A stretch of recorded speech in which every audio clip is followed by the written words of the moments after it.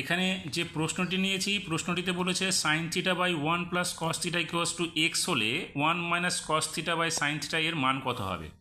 তাহলে আমরা এই পোর্শনটা নিয়ে নিচ্ছি। এখানে লেখা আছে sine theta by 1 plus cos theta equals to x, বা আমরা কি করব, sine theta by 1 plus cos theta, এখানে আমরা উভয় পদকে অর্থাৎ লব এবং হরকে আমরা 1 মাইনাস কস থিটা দিয়ে গুণ করে দেবো।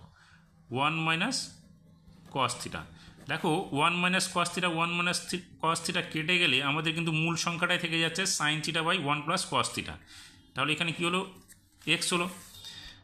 এবার আমরা দেখো উপরের পোর্শনটা যা আছে রেখে দিচ্ছি, sign theta into 1 minus cos theta, নিচে দেখো আমরা যদি 1টাকে এ ধরি, কস থিটাকে বি ধরি, তাহলে 1 এ plus B A minus B, অর্থাৎ এ স্কোয়ার মাইনাস বি স্কোয়ার, সেক্ষেত্রে 1 স্কোয়ার করলে 1 হবে, মাইনাস এখানে হবে কস square theta equals to x.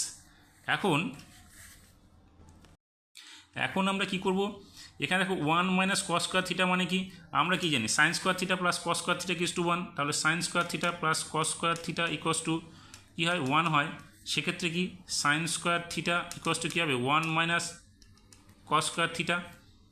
তাহলে আমরা এখানে 1 মাইনাস কস স্কোয়ার থিটার পরিবর্তে আমরা সাইন স্কোয়ার থিটা লিখব, তাহলে বা sine theta into 1 minus cos theta by sine square theta equals to x.